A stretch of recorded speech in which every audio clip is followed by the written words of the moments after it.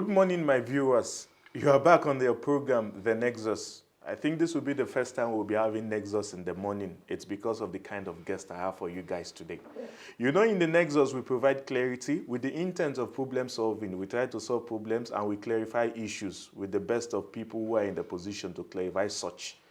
Today, I have in the studio someone you will be interested to know. Before I go to the name that captures him completely, that you'll be able to know him, let me first of all introduce to you what we shall be discussing. One of the ministries that was founded for a specific function of generating revenue in this country is the Mines and Steels Ministry. It was set up in the year 1985 by the government to see to a rapid change in the revenue generation in the country. I will come back to that when I'm about to start asking my questions. I want you to meet my guest in the house in person of Honorable Minister Alhaj Abubakar Bawa Bwari, who is a graduate from Ahmadu Bello University, ABU, where he had his degree and also his master's degree in regional and urban settlement. That was what he got in his degree and also in his master's degree. I have him in the studio today. He's a former House of Representative member from 1999 to 2007. He was also a governorship aspirant under Defunct Action Congress, where he contested for the position of the governor of Niger State. And today we are so fortuitous to have him in our midst, the Honorable Minister of State for Steels and Mines. Welcome to the studio, sir. Thank you very much, and thank you for having me. Thank you very much. Before I start asking him some questions, I must tell you that it's going to be a very interesting section. Just get a chair and sit. You really need to sit. Sir, we've had lots of information about the mining when it was established by the government to formulate policy, provide information and knowledge to enhance investment, regulate operations in the solid mineral sector, and generating appropriate revenue for the government. And in the mining sectors, we have almost 11 parastatals under the mining sector. Our staff also goes from 761, including 363 staff that are working with the Nigerian Geological Survey, and we have some 29 staff members in the unit directly under the permanent secretary, who is the head of administration, while you are the head of the political leadership there. So, firstly, why was this particular ministry set up? What was the purpose of the creation of this ministry, sir? Well, thank you very much. Thank you for having me. I think I have to give a little background to what the mining sector is all about and why the ministry was set up.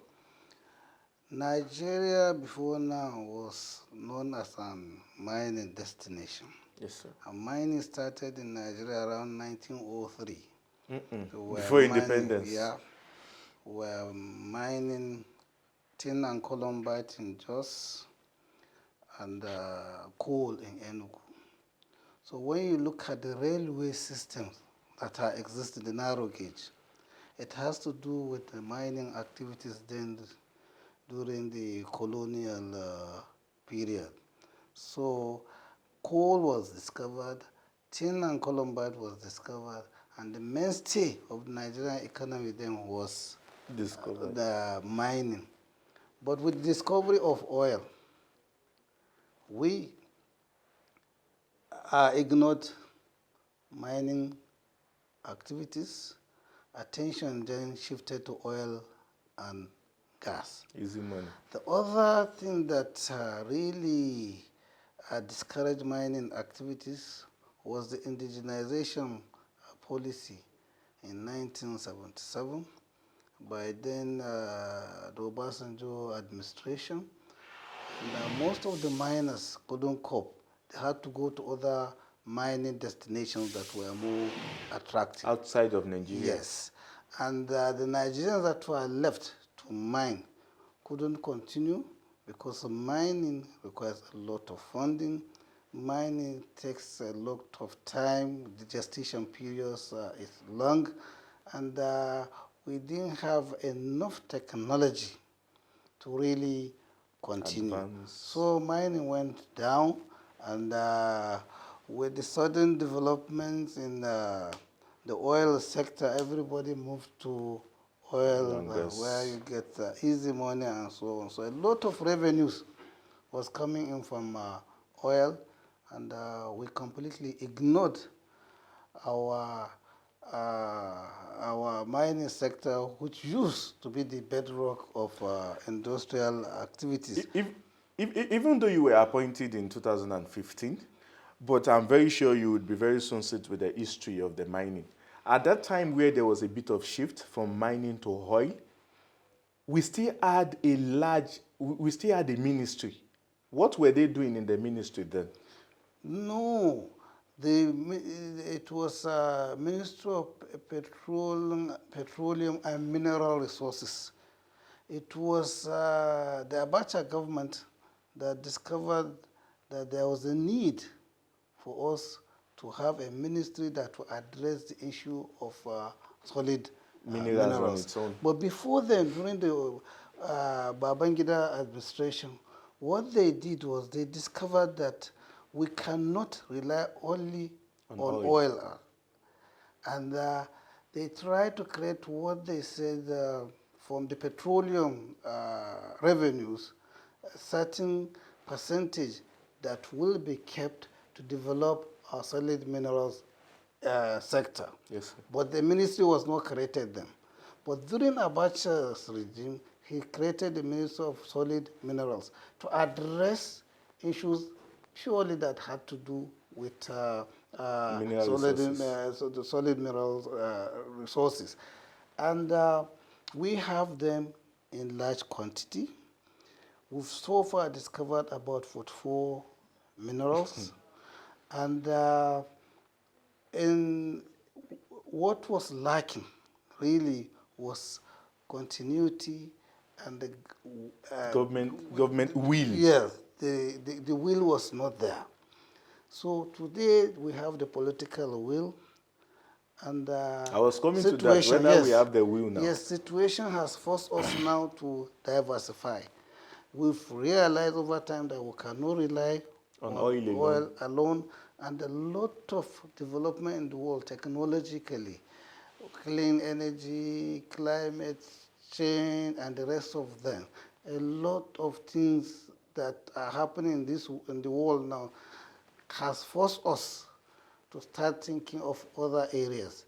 And where are the other areas? We are thinking of agriculture, we are thinking of the mineral sector, and so on. So this government, realizing the challenges we are facing the oil and gas, now has shifted attention into the mining sector. But this is a sector that you cannot forget where we are coming from.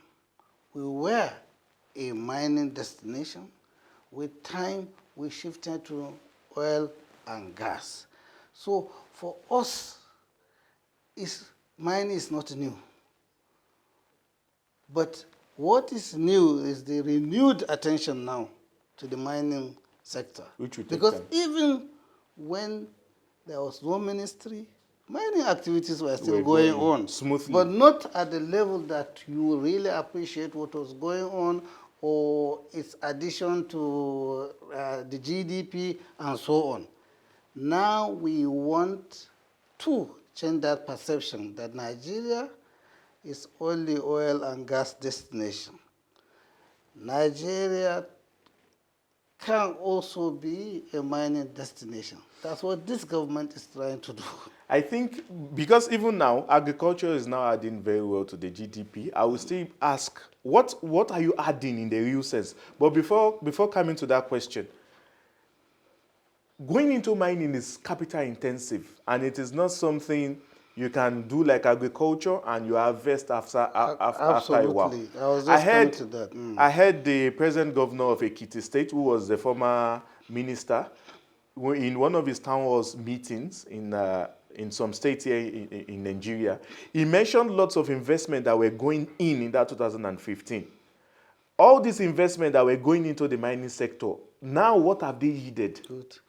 That's why I said we have to know where we are coming from, what we met, and what we are doing. Yes, sir. When we are appointed ministers, me and my colleague, Dr. Fayemi, we came to a ministry that was almost in a comatose. And those things that will make mining activities active weren't there at all. There was lack of data, there was lack of infrastructure, there was no really capacity. The morale of even the staff was down, the funding was poor, and so on. So what we did was to bring all the stakeholders together, look at the challenges based on the mandate given to us. Yes, sir. And the mandate was to increase the GDP. Yes, its contribution to GDP. Ensure that mining is doing the best standard practices, because what we are seeing in Zamfara then, the lead poison and the rest of them, yes, was nothing that any responsible government would not really proud of. accept. So, and to create jobs, opportunities for Nigerians. So when we sat down with them and discovered that almost every local government has one mineral or the other, we thought this is a real sector that if attention is given, there will be these opportunities for Nigerians to work and contribute their own quota to our national development. So what we did was to develop a roadmap, identify the challenges, take them one by one, address them. We started, and so far we've done appreciably well. We are not there yet, but I believe a lot has happened, because when you look at the number of licenses now that has been people, issued. yes, and you look at the activities in the mining sector, and you look at what we've been able to discover, and you look at the renewed attention from the international investors in Nigeria now, we are trying to build confidence, and for you to build confidence, mining is about data. Is the information there? What are the minerals that are there? In what quantity? In what quality? Are they in commercial value? And so on. These are some of the things government have been addressing. And for us, government has done very well to us, because before we came in, it's very important to know this, funding was very, very low. In fact, the budget to the mining sector was just 1 billion, and one could hardly, the ministry could hardly access 300 million naira. So when That's we came preposterous. when we came in, it went up to 7 billion. The World Bank came in. They are now giving us a support of $150 million. The government, through the Natural Resources Fund, that Natural Resources Fund was meant to be funds that will develop the agri sector, the water resources, and mineral resources. Since that fund was established, not a penny ever went to the mineral sector resources, until this government came and they gave us 30 billion. And it's the 30 billion now that we're able now to buy vehicles for our field officers, start monitoring activities of what was happening in the sector. So when you look at the mining sector, it's such a big thing. And our ministry is just a small ministry that really need the capacity. Less than 1,000 staff. So let me just give you an example of some of the things people don't seem to appreciate. You'll be saying a lot of illegal mining is going on in the country and so on. We need to monitor, we need to stop them and so on. When you look at our staff strength, imagine just 1 or 2 mining officers per state. And you expect them to supervise and monitor. So when you look at it and compare it to the number of police in the state, and they are still not yet to curb crime. And you want a mining officer who is just holding a biro and a paper pen to stop mining activities. Maybe I think there's a clarification I need now. Yes. The clarification is the mining ministry, are you just supposed to form policies to supervise, monitor, or you are like the oil whereby the government owns refinery and things like that? Or you are just supposed to make the place attractive for investors, or you are also supposed to be generating money directly by yourself? For you to know this mining sector, 1 or 2 hours will not be enough for us. But let me see if I can cover some of the issues, the questions that are common. Yes, Before now, we were like them. We had the Mining Corporation of Nigeria. We had the Coal Corporation of Nigeria. And the Mining Corporation of Nigeria, what they were doing then is to do exploration works and also mine. They were mining at least tin and columbite. They were mining limestone. Coal was the Mining Coal Corporation of Nigeria. So when you go to the southeast, you see a lot of activities and our coal mines that have been abandoned. What happened was the privatization policy that came in. They sold, they gave it to the BPE to sell, the Mining Corporation of Nigeria, and the Coal Corporation of was sold out also. Was also given to the BPE to sell out. And there were a lot of licenses that were owned by them. There are a lot of joint ventures they've gone into. The Mercury steel production that they were doing in Jos. We had railway in Kano, a lot of Jakora in Kogi, and there are a lot of things that were going on. And don't forget that these mining activities really is not just about the minerals. We're also talking of steel, where the Jakarta things comes in. And that's why I'm saying there are so many things that one have to say. But let me put you through in a way, maybe it will guide you and help you in some of the questions you ask. So what we've been able to do is, look, if you look at our mining sector, we have 44 minerals. And which ones do we have comparative advantages so far based on the exploration work and the data we have? One, we say gold. We're talking of barite. We're talking of iron ore, limestone, gemstones like the sapphire, you know, and recently nickel, lithium, copper. All these are minerals that are available in Nigeria. In commercial quantity. Yes, but we still need to do more. So what government is trying to do is, no, our mining should not be at this level of artisanal and small-scale mining. Let's bring in bigger investors, just like you have the Chevron, the Total, and the rest of Shell in the oil sector. We also have the Rio Tinto in the mining sector, BHP, Billiton, Anglo-American, Glencore. They are not here. They are in other mining destinations like Australia, Canada, even Ghana, the DRC, and the rest of them. So what we are trying to do is to bring them into Nigeria so that they can invest. But they will not want to come until they are sure of what is there. For us to attack them, we have to invest in exploration. Right now, government is doing exploration, and the results so far has been encouraging. We've even discovered some of the minerals we never knew we had. We've also discovered some of the minerals that we thought were not in that high quality. But later discovered. Now we've discovered that. In high quality. So what we are trying really to do as a government is limestone, for example. A lot of work was done by the Mining Corporation of Nigeria on limestone.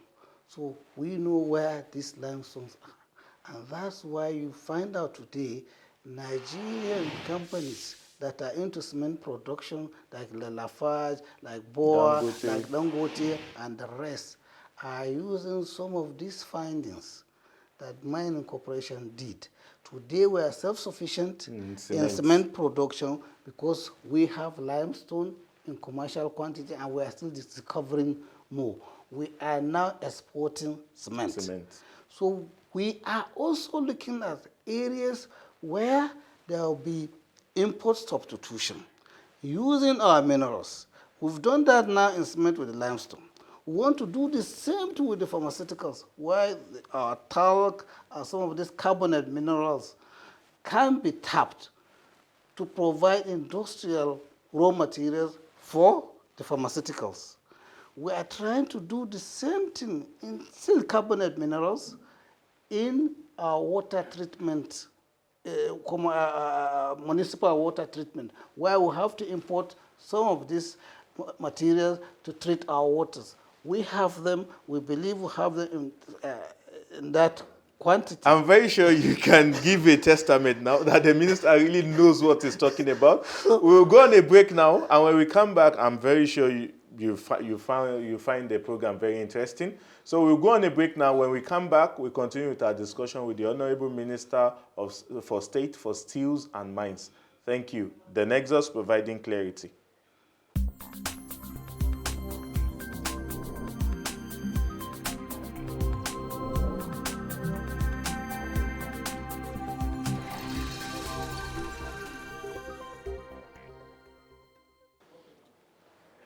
The Nexus is back again. We continue with our episode today. Don't forget we are with the Minister of State for Mines and Steels Development, MSD.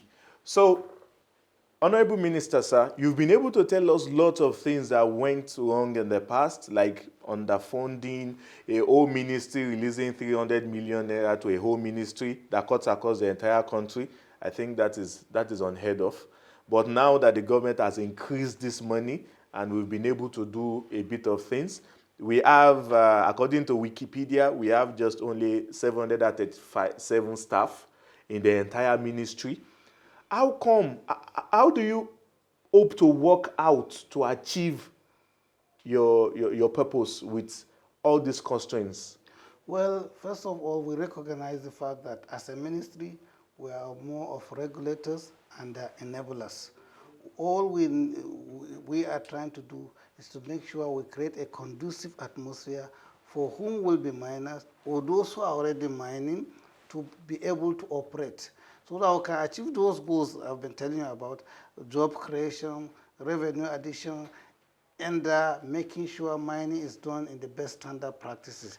That is human health and the environmental degradation. Yes, so what we've been able to do is when we came in, mining, we discovered 80% of the mining activities was at the artisanal level.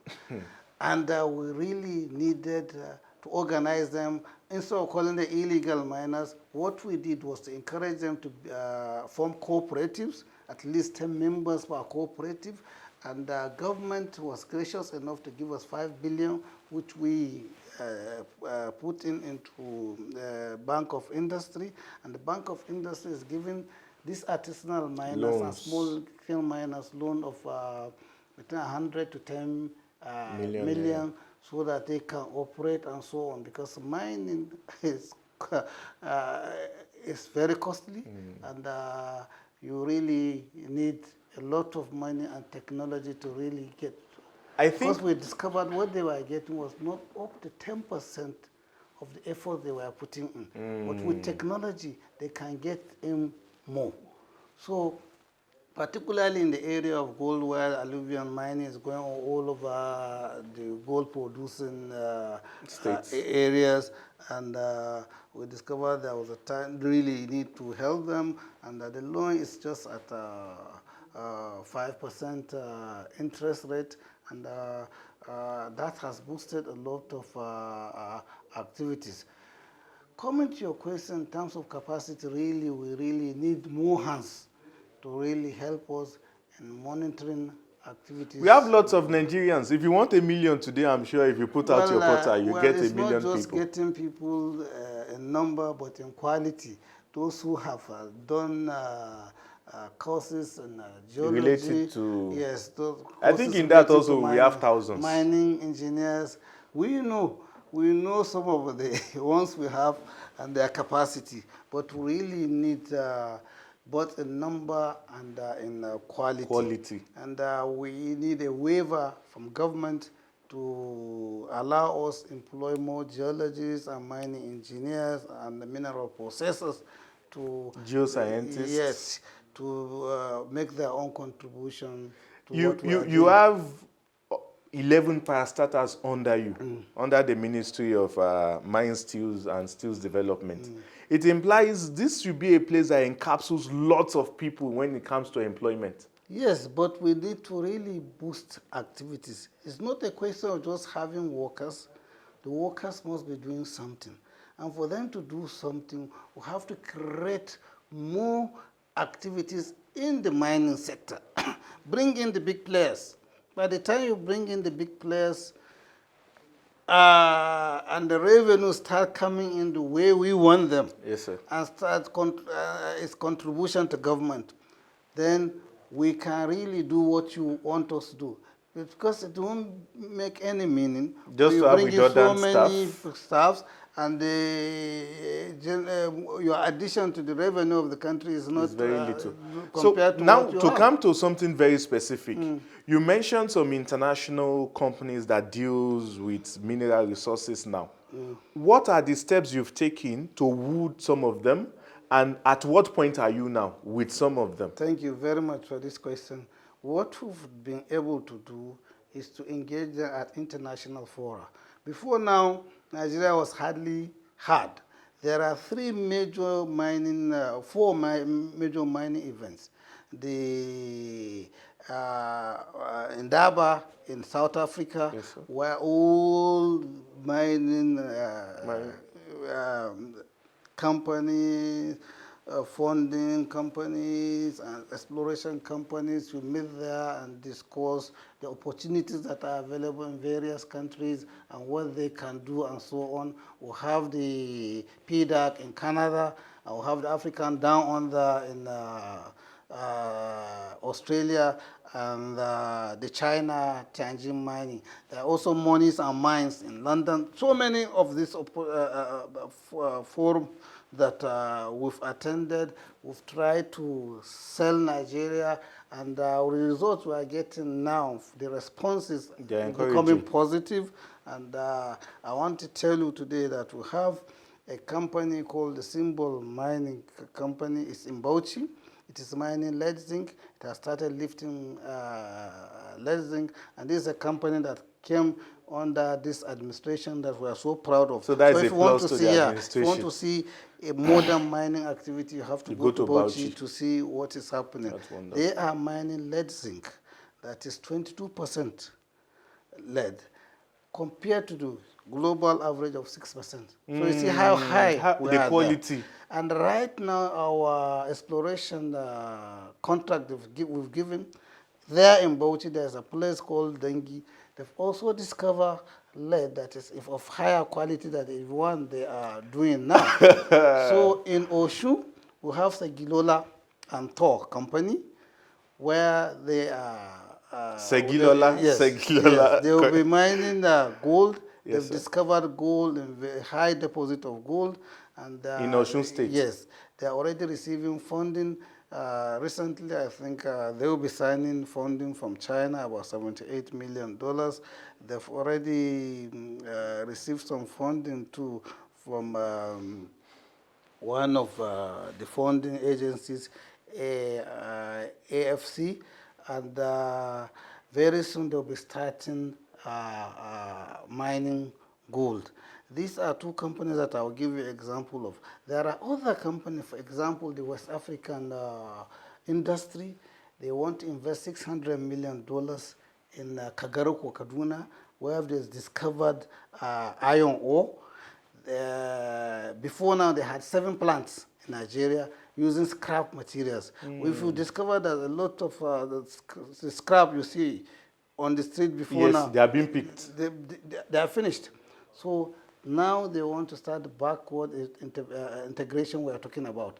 They want to mine, produce raw materials that will feed their 7 plants. So they are planning that investment. So instead of of a huge one, paying money to get the raw material, yes, they are instead getting of it bringing themselves. in pellets from outside, they will now be mining, processing iron ore, and feeding their plants. They also build a 35 megawatts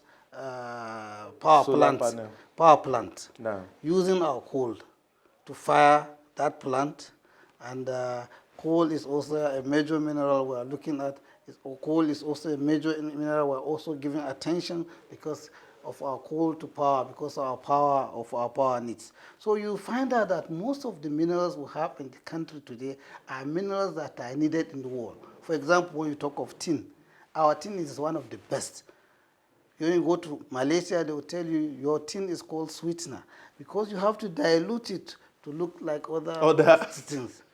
And in Nigeria, I want to say with the good news that we were the highest exporter of tin last year. We started exportation? Yes, it's been going on. It's just that we don't really monitor. I was in Dubai recently. I met with the Minister of Trade. He showed me the trade between Nigeria and Dubai in gold last year was $600 million. And these things, because of the leakages we have, we don't really gain much from it because very few really declare what they are taking. They've earned. You discover that 3 times now at the airport, some people have been caught with gold. One was worth about 1.2 billion. I think the other one's about 600 million, and so on, by the customs. So what we are trying to do is to collaborate with the custom officials and the port authority officials and airport officials to educate them on some of these things that have been carried. You can carry your sapphire. That is found in Taraba on the Mambila Plateau. Very fine product, very expensive. You can put it in your pocket and go and make millions of dollars. So we are looking at those. Honorable Minister, sir, I've been hearing dollars, millions, billions, prospects, and we are not seeing this in a common man. Yes, you cannot see it now because you need time to really organize this thing, bridge all those gaps we've discovered. It's not a one-day thing, one step at a time. And we are trying to do that. So before we start seeing these things now, we want to woo all these people involved in the gold trade, in the gemstone trade, and the rest of them to key into government policies. From there on, look at the Quarry Association of Nigeria. They do a lot of, they contribute, most of our revenues now in the mine is coming from the quarry activities. We've been able to bring them together and discussing government policies with them, and we like their responses. When there was the tremor in Abuja, we called them and said, look, stop your activities for now. Let's see exactly why this thing happened. And they cooperated. So we want to do the same thing with the gold traders, we want to do the same thing with the gemstone exporters, and so many other things. So mining is in so many sectors. You were trying to bring Zamfara, for example. Zamfara. We will be going to Zamfara at the third segment of the program. I'm just waiting for that, for that time. But it's so exciting being in that ministry. I've seen what I never thought of. I've seen that there's a Nigeria. There is no doubt that we are endowed with so many minerals. For example, I was trying to take you to the issue of some of the new minerals, contemporary minerals like tin, lithium, nickel, and the rest of them. Because of the movement to electric cars, tin, lithium, and they are now demanded for. And we have them in Nigeria. So these big mining companies, by the time we finish what we are doing in exploration, I believe maybe in the next 6 or 7 months, we will finish and bring out the results.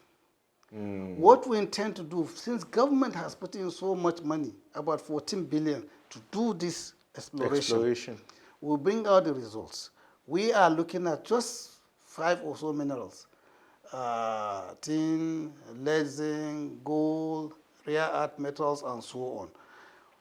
Where we'll bring out this result and make sure we, just like it's done in the oil sector, we show them these are the kind of results they call the bankable results. Results that they It's know is sellable. proven that the thing is there. Yes. So they will now come to us and say, okay, before we can give you this, and this is either we go in as government into joint ventures with them, or concession some of these areas to them, or just that is like it's done in the oil sector, we sell a block and the royalties now will be charged from them. So we are really going to change our approach. Since we were the one that did exploration, we know where these things are, Yes. we will now change tactics so that Since more revenues that you are talking of will now come to government. Since you mentioned this now, something came to my head. Before I go to the issue of Zamfara, because I have some questions there, the major thing, we've seen that in oil now, we had the vice president, when he went to deliver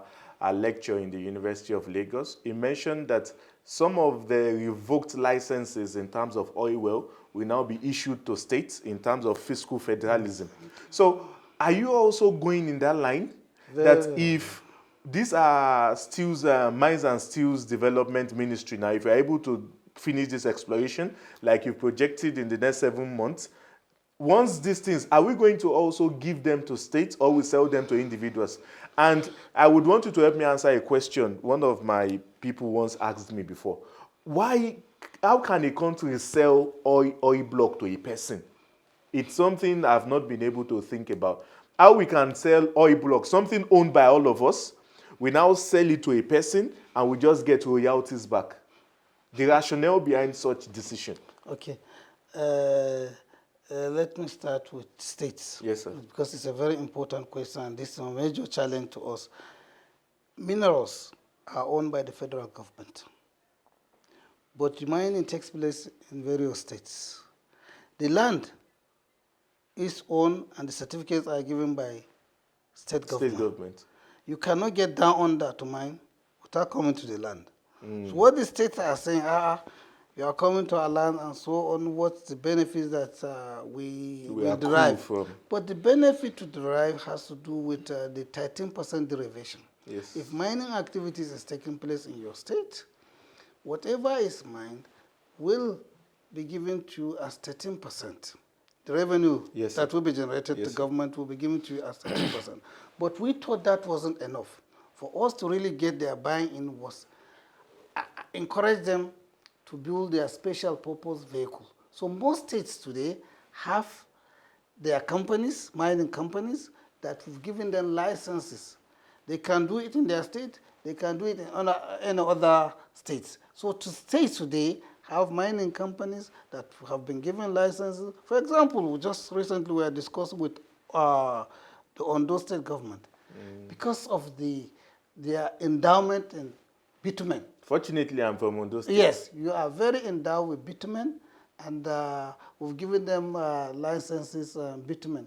The bitumen we have today is one of the best, and can last for hundreds of years. So that is not in doubt. So we are trying to build very good relationship with states, because when our investors go there, they will want to interact with the locals there and the communities. We are trying to also address community issues. You cannot mine without consent of the people. We cannot give you license unless you get the consent of the people where you are going to mine.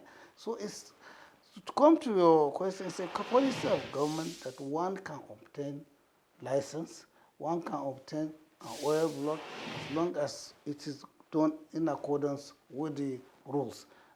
Government is, for our government, we don't go into doing the business. We allow the private sector to drive the business activities. So if government is to go into business, what will others be doing?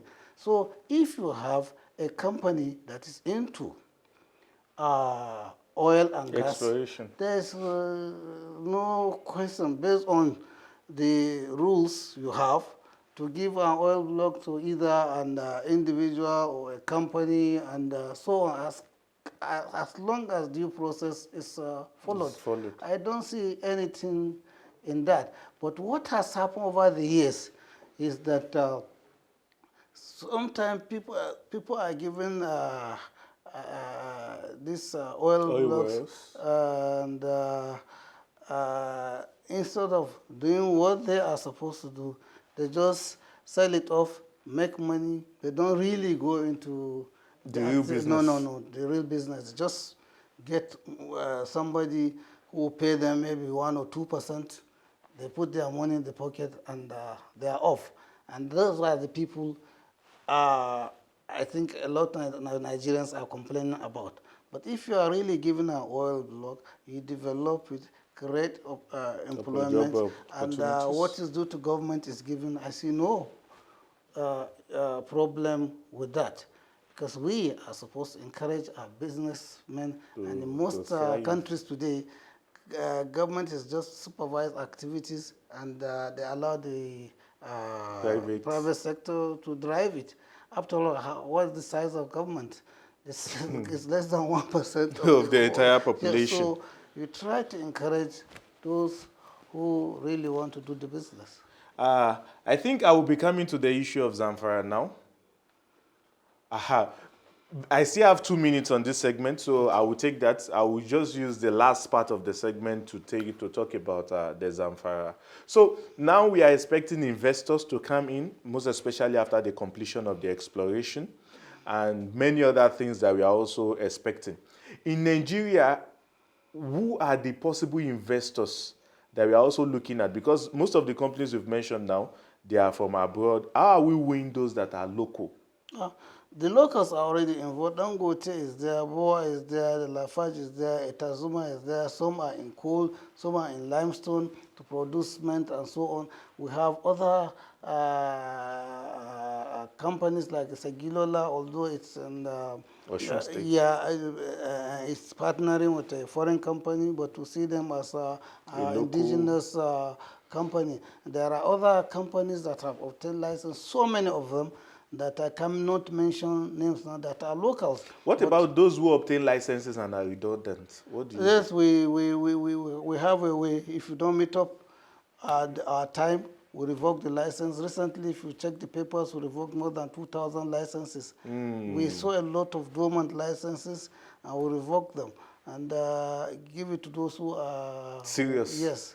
So for you to know a serious investor is when you try to revoke the license. The license of so the existing. We've done a lot on that, and we've revoked a lot of licenses to really boost activities in the mining sector, because there are a lot of licenses covering very rich areas, and we cannot afford to do that. I am very sure. And let me tell you, so that Nigerians, I think, will be interested to show you how rich we are. If you look at the whole of Northwest, down to North Central, to Osun is what we call the sheet belt. This is an area where we have the gold belt. The vein is there, and you can start your mining activities from Sokoto down to Osun. That is large. So, and if you look at the northeast, Bauchi, down to Jos, to Benue, and the rest of them, you have the limestone, you have the lead zinc, all covered there. If you come to Kogi, Kogi is very rich, and Nasarawa and Niger State, you find your marble, your talc, your limestone, your iron ore, all in that area.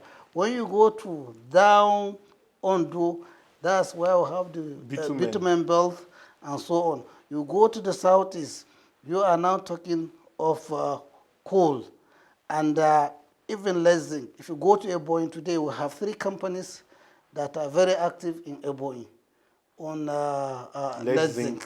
So you come up here to the northeast and go to places like Mambila. You have the sapphire on the plains of Mambila, and a lot of things happening there. So there is no place you won't find something. Tantalite, barite, manganese, and Kebbi, and the rest of them.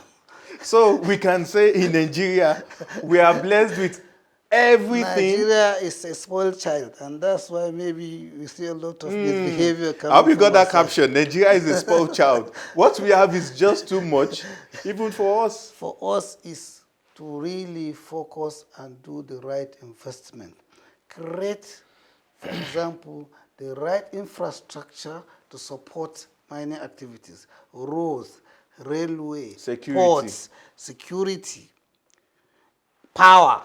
If you have this, Nigeria will be fine. But we need money from you to have all this. Yes, we need money to put into the railways. Today we have to borrow to put in railways. For a long time we wanted the Atakwe, Ajaokuta to Wari railway to be completed. For our Ajaokuta to really function, it took how many years? 30 years. Now we've been able to link Wari now with the rail line. Today you can travel from Wari to Atakwe and Ajaokuta. And what government is trying to do also is to link Ajaokuta to Baro Port, Baro to Abuja, to link the main line now that it will take us to Kano. So by the time you have the rail lines, you have the Lokoja port, the Warri port, the deep sea port in One, and the new port they want to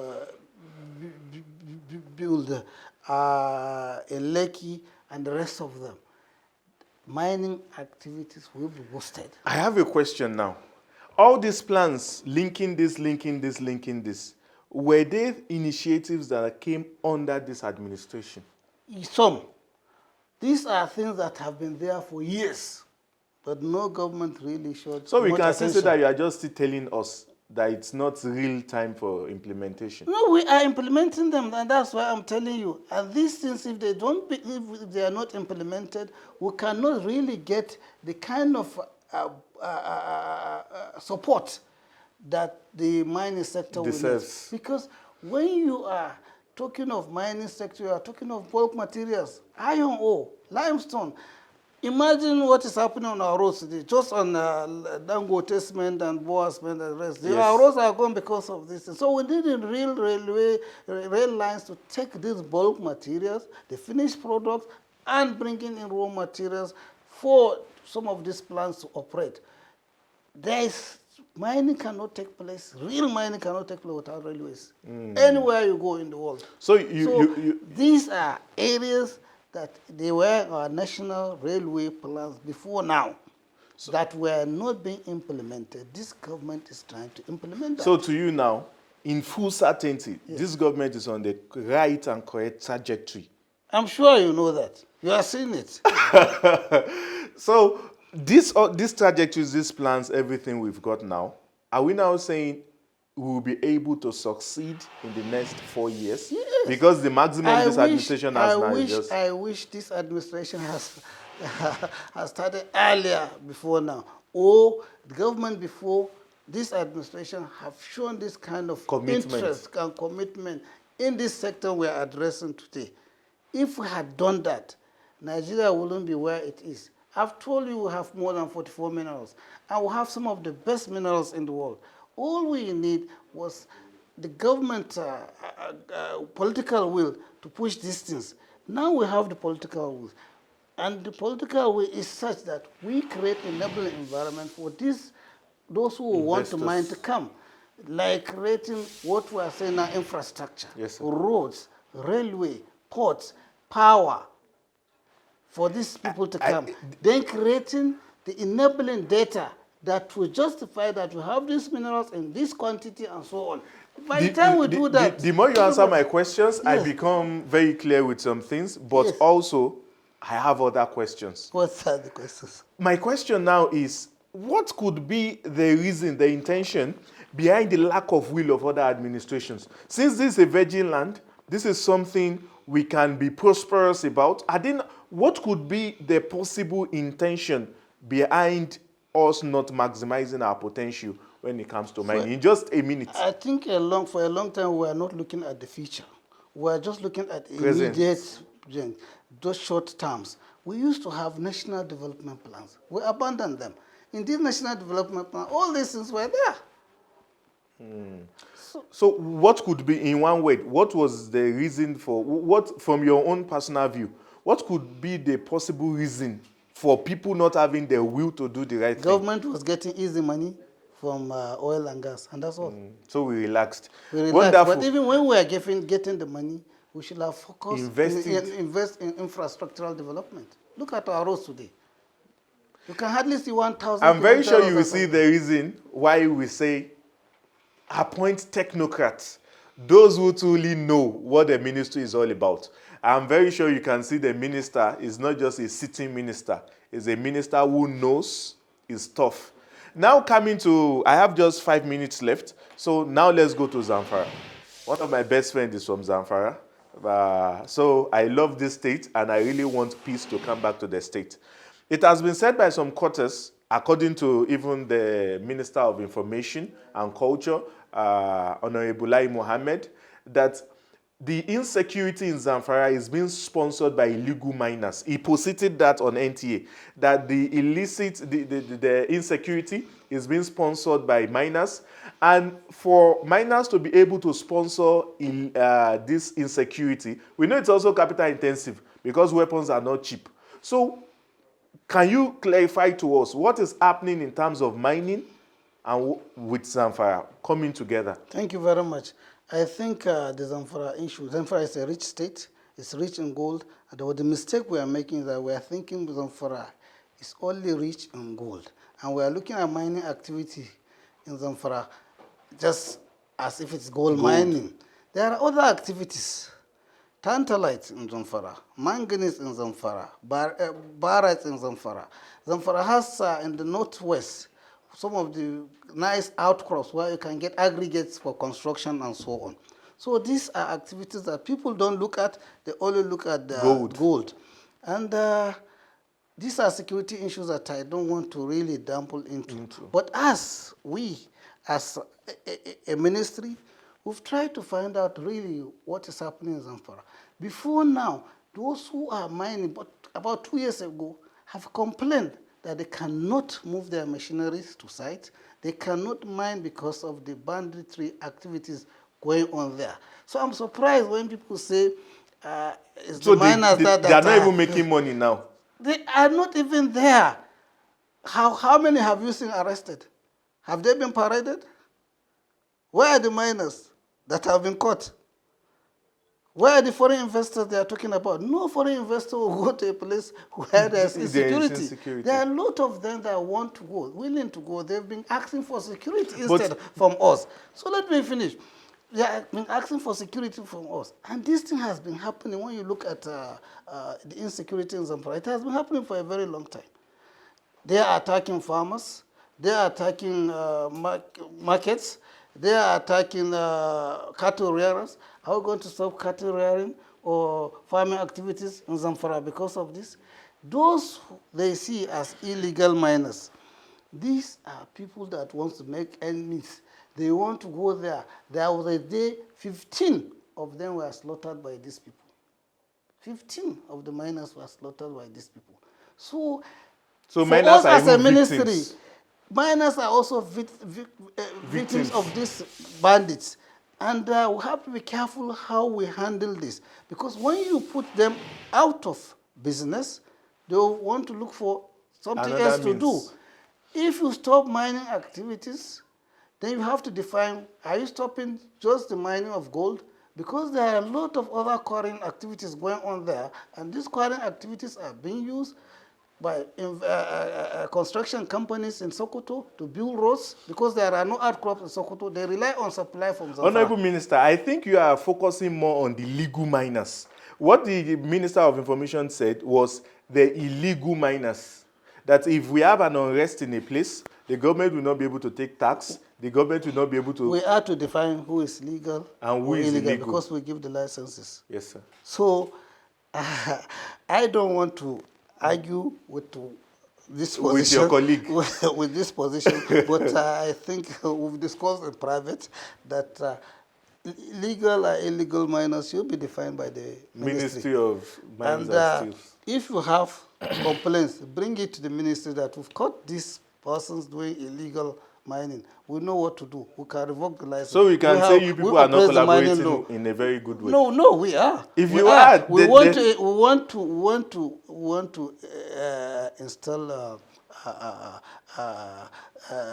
discipline and ensure that these security problems are addressed. And then addressing these security problems, we have to be careful not to create more problems. You cannot farm, you cannot rear your cattle or do mining activities when there is insecurity. So when we are addressing this, we have to look at the context. I'm sure the context was looking at this thing is like we have in the DRC. We had that in Liberia, in Syria alone, in Angola, where guns were being exchanged for diamonds. Yes. They believe that the same thing is happening. But we have to prove that it's happening, really happening before we really take decision. Yes, sir. Though I've run out of time completely, but there is this question my producer told me to ask. Some people, they've posited that the Niger Delta, they are contributing money to the federal allocation. And now that we know that we have a very serious level of deposit of mineral resources in Zamfara and in the northern Nigeria, are they also contributing to the national revenue? The mining activities? Yes. I've told you that licensing, royalties, and the rest of them has improved since we came in. We are not getting much from mining. So for those that are saying that the Zamfara, what we are getting in Zamfara is not being remitted, is a distorted information. It's just political. And what you discover that those all parts of the country are doing mining activities also in not just in the north. No. So I hope you've gotten the right perspective to that now. That and I told you before now that gold is not only in Zamfara, up to Oshun. We have bitumen in Ondo. So and mining activities are all explored. over the country. So it depends on what you want to do or what you want to mine. Yes, sir. But these are just political and they are statements that there is no way you can verify them. Wonderful. Thank you very much, sir. We are very happy and more than fortuitous to have you in our studio. Thank you. We are very grateful. We gave you a very short notice, and here you are to clarify things to us. Thank you for giving the opportunity. On behalf of the Nexus and the entire Nigerians, we appreciate you. And I think this is one of the things the government is getting right, to me, to some extent. At least putting those who know the technical know-how to head the business. Because some of the terminologies you've used now, I'm hearing them for the first time. I just learned when I came in the ministry. I'm a town planner, and today we've learned. So thank you very much. This is the Nexus providing clarity. We've had in the studio the Honorable Minister for State for Mines and Steels Development. Thank you very much for coming, and thanks for watching us. This is the Nexus providing clarity. I hope to see you in the next episode. Thank you very much. Have a wonderful day.